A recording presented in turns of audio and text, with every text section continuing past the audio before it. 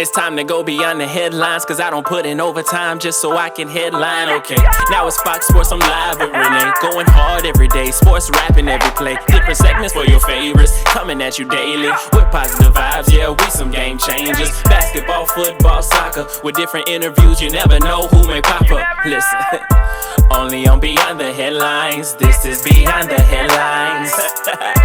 Only on Beyond the Headlines, this is Beyond the Headlines. Only on Beyond the Headlines, this is Beyond the Headlines with Renee Washington.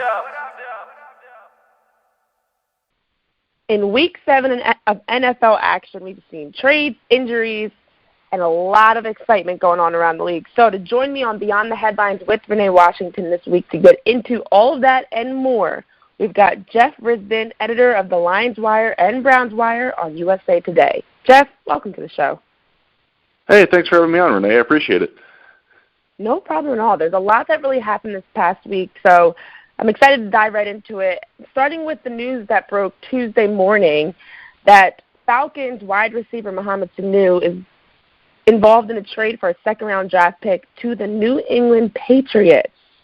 So the Patriots, who are already off to an undefeated start and looking like they're a Super Bowl-bound team yet again, pick up Mohamed Sanu. What are your thoughts on this trade, and were you surprised by it at all? Well, yeah, the rich get richer, don't they? We just watched them on Monday Night Football blow out the Jets. Had very little resistance in that. The one weakness that they have, especially when you consider their injuries, with Josh Gordon and some of the other guys, they needed a reliable receiver, and Mohamed Sanu is more than that. He's great. He is a vertical threat. An accomplished guy, good blocker on the outside, which is something that will endear him to Bill Belichick and the Patriots. Yeah, it's a great move for the Patriots.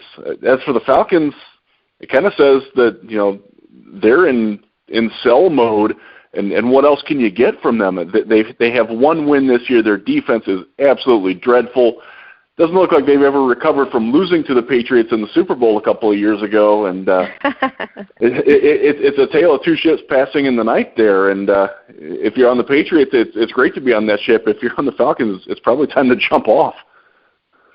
Yes. I think I probably would call it the Falcons' only exciting moment of the season when they beat the Eagles that game, unfortunately, in early September. But it has been a sinking ship this entire season. It does definitely seem like right now they're in tank mode and rebuild mode. But for the Patriots, that's exactly it. This is a team that we saw them pick up Antonio Brown earlier in the season. We know what happened there as they released him within what felt like it was 2 weeks. And so here they are again. They pick up another top player in the league with Mohamed Sanu, and Bill Belichick and Tom Brady already have what it takes to win Super Bowls, and now they just continue to add to that dynasty with Sanu to the lineup. So it is frustrating for any Patriots haters like myself that are tired of watching them win. But it's definitely looking like they are punching their ticket to the Super Bowl already, and we're only in October. So we also saw a devastating injury this past week, Thursday night, as Patrick Mahomes went down with a dislocated knee. They popped it back in place. He was able to hobble off, and they are saying he may return this season. But it's highly encouraging, but it's also a knee injury, which, as we've seen, especially with quarterbacks in the past, the rehab behind that and everything, it doesn't make it easy for that return. So how much faith do you have that Patrick Mahomes can get back and recover from a dislocated kneecap within a few weeks? I believe that he'll be fine in time. My worry is that I don't want to see them rush him back, because it is an injury. Like you said, they did pop it back into place, and he walked off without much of a limp. But it's an injury that you can continue to aggravate, and you have to strengthen the knee muscles around. You got to strengthen those ligaments back up. Otherwise, it's something that can impact you again. I hope that they give him enough time to rest and keep him out, so he does heal, so he can be the special player that he is. Yes. One of the things that makes him special is the fact that he can run around and make those just crazy throws from odd arm angles while he's on the run. If you get a knee injury, you're going to think twice about doing that. kind of takes away from what makes him really game. So if he misses the full 3 weeks, I feel pretty good about that he will be fine and that the Chiefs will be fine and back in the playoffs. They bring him back this week and something bad happens and they wind up losing him for the year. I don't think it's worth it. So I hope that they keep him out for the 3 to 4 weeks that they're supposed to, and then we'll see the Patrick Mahomes that's the MVP that everybody loves to watch. I mean, he's probably the most fun player. Him or Lamar Jackson and Russell Wilson, they're probably the most fun players in the league to watch. I hope they don't spoil that by bringing him back and trying to get it too quick and get greedy with it, because they can win without him, but they can't win the big games without him, and that's the eyes on the prize that they got to have. Yeah, that's a great point. I mean, it's a good thing that he is able to return it all. You know, of course, whenever a knee injury happens, you're always wondering how long is that. ACLs are always the first thought, especially with watching how he went down. There's always a lot of concern there. So that it's encouraging that he's predicted to get back this season at all. But you're right, they cannot be greedy. They have got to let him heal and take time to strengthen his knee and his muscles around it so that nothing else happens and he can be back and strong when he gets back, not just back in, a shell of himself because he's playing through a knee injury. You also did mention, it's almost like you read my mind, you did mention Lamar Jackson and Russell Wilson, and we saw them in what I was looking forward to watching this week as the Seahawks and Ravens face off Sunday. The Ravens upset the Seahawks. Lamar Jackson and the Ravens continue to what's like a dream start to their season right now, handing Seattle a 30-16 loss. I mean, what were your initial takeaways from this game when Lamar Jackson has just continued to shine for Baltimore? One of the things is that he impacts the defense so much. He didn't throw the ball all that well in that game, but he was still firmly in command of what was going on with that defense. His ability to run and his ability to threaten with the pass, again, he only completed, I think it was 9 of 20, but the fact that he showed that he would unleash it and keep those options open, and he ran for 100, I think it was 116 yards he ran for. Mm-hmm. He's very difficult to defend. He requires the defense to play differently than they're used to doing, because he does have the ability to run like a running back, an all-pro running back at that, but also throw and throw pretty well. It wasn't his best day in the air, but he's shown you that he can beat you with his arm this year as well. So he's very tough. Russell Wilson is a great thrower who also happens to run well, and that's a little bit of a different distinction because he's not looking to run all the time. The fact that Jackson will run. He would have been a fantastic option quarterback back in the day. Running like Tommy Frazier, that kind of guy. And you don't see that in the NFL anymore. And teams, I do think teams will adjust. And I'll go to one of the teams that I covered. The Cleveland Browns did a great job of adjusting to him, but that's not easy to do. And Seattle's got a good defense playing at home, and he was not phased at all. And that's got to be very dangerous. You said the Patriots were the best team in the AFC, and nobody's going to argue with you on that.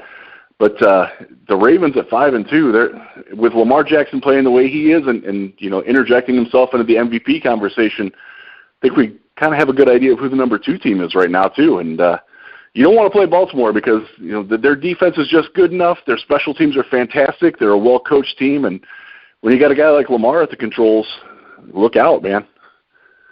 Yeah. I mean, this season the stats that came out are incredible. He's more than halfway to beating Michael Vick's record for rushing yards by a quarterback in 1 year. He did have that 116 yards, and I think he just showed us his versatility on Sunday with rushing for over 100 yards. I mean, he is a quarterback, and that's something that was people were using to discredit him in the past because of his running game. But no, he's showing, I can do that and more. I can throw if I need to. If my passing game is off, I can also run.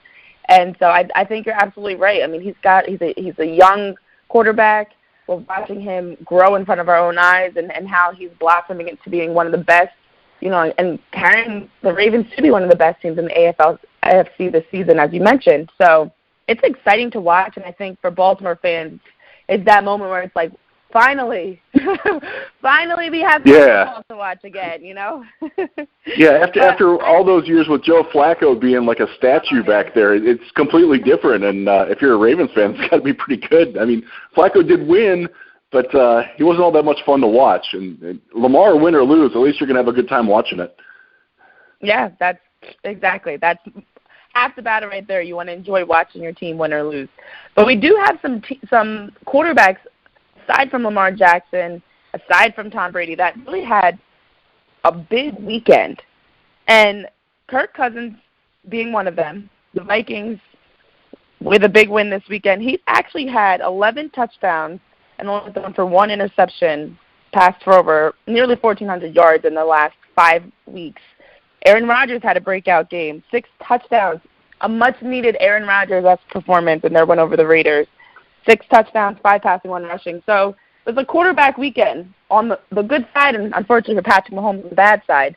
But any other quarterbacks and teams that really surprised you this past weekend with their results? You know, watching Kirk Cousins, and I got to watch that game, and I actually live in Holland, Michigan, where he's from. I know his family a little bit, so it was great to see him, you know, play as well as he did. He was absolutely a master in control. You know, we talked about how Jackson impacted the defense. Detroit tried to make him do things that he didn't want to do, and he wouldn't bite on it. He was phenomenal. Just absolutely every throw was on point, exactly where it needed to be. He read the defense perfectly. It's something that, you know, Vikings fans like to complain about Kirk Cousins a lot. When you see the Kirk Cousins that we saw this past Sunday and have seen the last couple of weeks before that too, you see why he got that fully guaranteed contract and why teams were so excited to get him. He's been great. You know, one of the teams that I did watch this past weekend, I was impressed even in a loss with Deshaun Watson, but Jacoby Brissett on the other side, you got to give your hat off to what he's doing with the Colts. Again, he's not doing anything spectacular, but I think we all kind of expected the big drop-off from Andrew Luck, and, you know, Colts are still in first place. They're doing it with a variety of things. They're not quarterback dependent, but Brissett sure seems like a guy who's handling his business very well.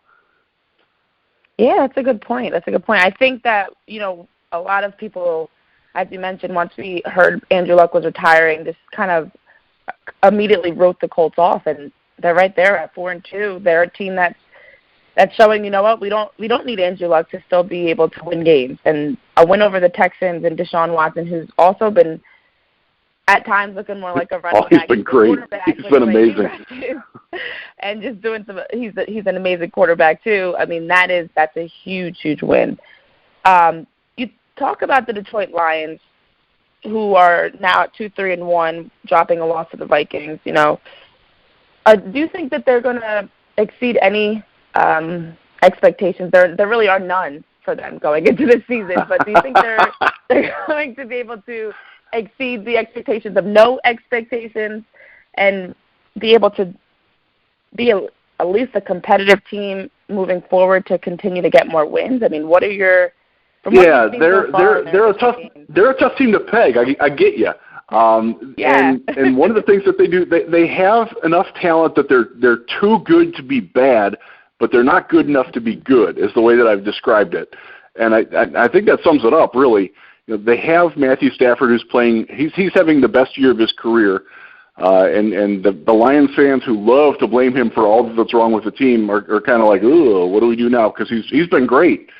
The defense has been a problem, even though they have Darius Slade, Snacks Harrison.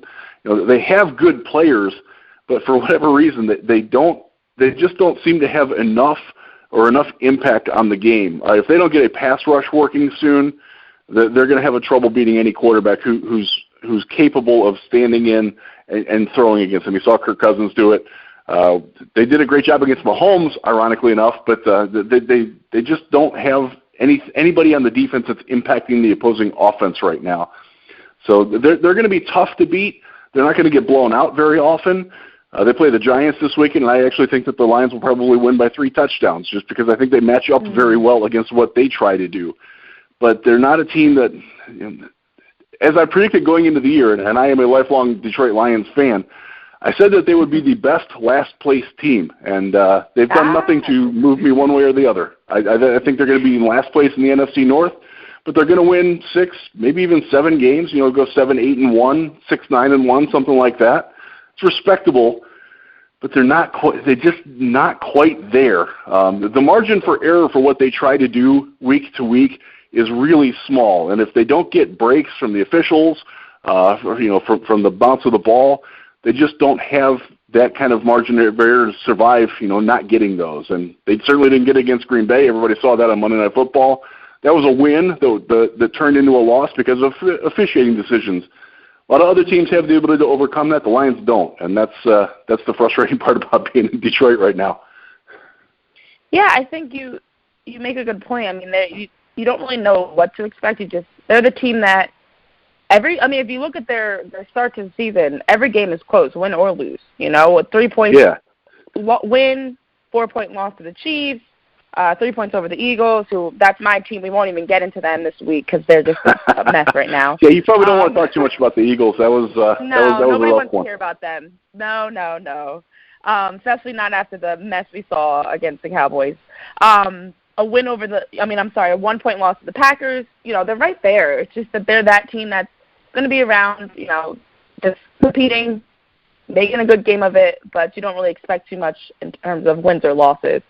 But another team that you do also cover that has been what some may say underperforming at 2-4, although they are tied for second in the AFC North as they return to the field to play none other than the Patriots this weekend coming up, the Browns.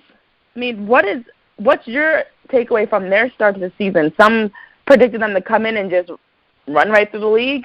Some, like myself, thought they'd have some early struggles as they're adjusting to a lot of new moving parts. I mean, what have you really seen from the Browns, and has it changed what your preseason predictions were at all? Yeah, I thought they would win the AFC North, and they're not going to catch the Ravens. Although they did beat the Ravens, they're just too far behind.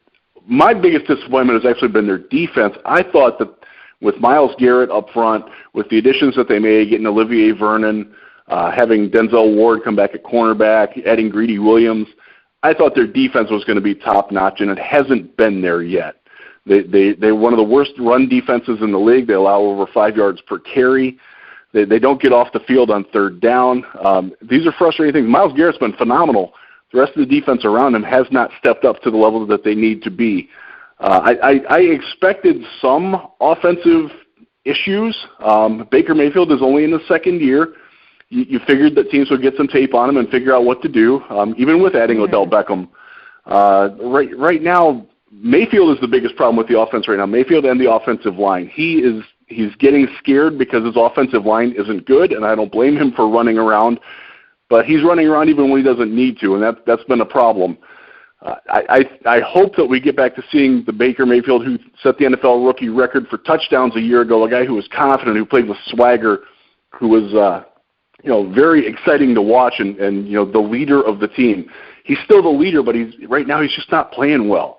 Hopefully the bye week, even though coming out of it playing New England is tough, hopefully we see that Baker Mayfield again. When he has been that guy this year, and you saw it against Baltimore, you saw it against the Jets, they're really, really good. And Nick Chubb as a running back, he's phenomenal. They got to get back to working on that. They just need to sort of settle down and focus on the fact that they're playing football together. They don't like to admit that there's been distractions, but turn on your TV right now, you're going to see Baker Mayfield on TV. There's always talk about what's going on with Odell Beckham. Jarvis Landry's in the news a lot. Myles Garrett got sucker punched by a fan during the bye week. There's just weird things that happen with that team that sort of take away from football. I don't think that Freddie Kitchens has done a very good job as the rookie head coach. I'm hopeful that he will rebound from that too, because I do like Freddie. But right now he's not doing a very good job either. So they have a lot of work to do. The good thing is they are still, talent-wise, one of the 5 most talented rosters in the league. They just have to play to it. They haven't done that yet. Yeah. I think that's exactly it. And I think the distractions, you look at even Odell Beckham Jr. was fine because his pants were too short and they didn't cover his knees. or some crap like that. And then we have wearing his $250,000 watch on the sideline. The stupidest thing about that, he wore it during the game. He didn't even wear it during pregame warm-ups when all the cameras were on him. I don't get that. Yes, there are a lot of distractions going on, and Odell Beckham Jr. Baker Mayfield. He's getting a lot of flack. He's also on TV for doing a lot of commercials. Him and his wife have been really amping up their. They're good too, aren't they? They're good commercials. They are. They're very creative. The whole protect his house. That's very creative. But unfortunately, on the other hand, he's thrown 11 interceptions this season, and I did see something on Twitter that was trending. That was an incredible gif of I can't remember which team it was. I want to say a Chiefs player, but someone was kicked a trash can, and the caption was flag for roughing the passer, Baker Mayfield, like something along the lines of calling him trash. I don't know what exactly. He's had bad luck too. So he has thrown 11 interceptions. 6 of those interceptions have touched both hands of the receiver that he was throwing to. So he's not doing well, but his players aren't. His guys aren't helping him out much either. That's got to, like I said, they got to play as a football team. They don't look like a football team right now. They look like a bunch of individuals out there that don't have a lot of coordination together. Yes, I definitely agree. So they have the talent. It's just a matter of figuring out, with all these, as you mentioned, having a new coach, all these new pieces. How are they going to bounce back to, at least finish the season strong? And there's more to be played. Of course, the Ravens right now, as you mentioned, you're not going to catch them. But you can always prepare for at least having a strong season. Who knows, maybe you get a wild card. Maybe you at least end the season more respectable than you started. So I don't know. We'll see. I hope they can turn things around. So, Jeff, where can our listeners follow you on social media to get more of your sports coverage? Yeah, sure. I am the managing editor at Lions Wire and Browns Wire for USA Today. You can find those online at Lions Wire, at Browns Wire. You can find me on Twitter at Jeff Risdon. That's Risdon. I try to be on there as much as I can. I'm also the NFL writer and draft analyst for Real GM Football. If you're a basketball fan, you know Real GM. We've done football for a very long time, too. I'd appreciate it if people will check that out there. We have a lot of fun. I cover more of the league there. I have a lot of thoughts on officiating and other stuff on there, too. So that's a good place to go. So I appreciate you asking about that. Thank you. Absolutely. Make sure you guys give Jeff follow and check him out. But yes, I appreciate you being on the show this week and helping us dive into all that happened this past week. It's been an exciting time for football. Even the 49ers, we didn't even get into with their undefeated start for the first time since 1990. They are, and they're doing it on both offense and defense. They're fun. Yes, they are, and you know what? They've allowed just 10 points and 491 yards over the past few weeks. They got a weird 9-0 win over the Redskins, but it was also a messy game. So they're finding ways to win, and that's a big key right now. So thank you so much for joining the show this week. It's been a pleasure having you. Thanks so much for having me on. I appreciate it.